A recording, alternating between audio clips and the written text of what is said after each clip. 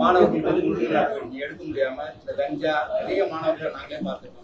நிறைய தடவை கம்ப்ளைண்ட் பண்ணிருக்கோம். இந்த ஆண்டாட்சி பள்ளிகள் மீதும் அந்த ஆசிரியர்கள் வந்து ஆசிரியர்கள் மீது நடவடிக்கை எடுக்கிற அந்த மாவட்ட நிர்வாகமும் அரசும் மாணவர்கள் மீது ஏன் அந்த ஒழுங்கு நடவடிக்கை எடுக்க மாட்டீங்க அப்படின்றது, ஏன் மாணவர்களுக்கு தவறு செய்யற மாணவர்களுக்கு அந்த ஆசிரியர்கள் கண்டிக்கிறாங்க, அந்த ஆசிரியர்களை நீங்க ஏன் தண்டிக்கிறீங்க அப்படின்றது எங்களோட குற்றச்சாட்டு.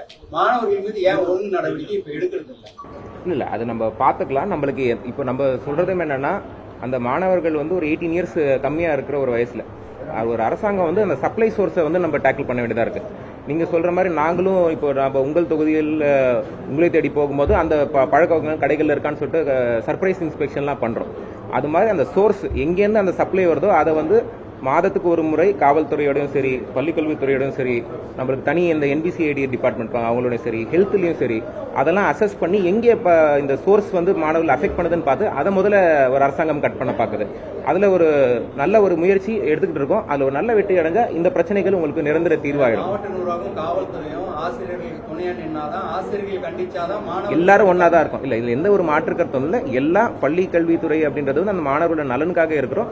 எல்லாரும் ஒன்றிணைஞ்சு என்னென்ன தகவல் வருதோ அந்த மாணவருக்கு ஏதாச்சும் இந்த நெகட்டிவ் இன்ஃபுளுன்ஸ் ஏதாச்சும் வருதுன்னா அதை தடுத்து நிறுத்துறதுக்கு எல்லா அரசு துறையும் ஒன்றிணைஞ்சு வேலை பார்த்து அவங்களையும் நலன் காப்போம், ஆசிரியர்களையும் எப்பவுமே உறுதுணையா நிற்போம். அதுல மாற்று கருத்துல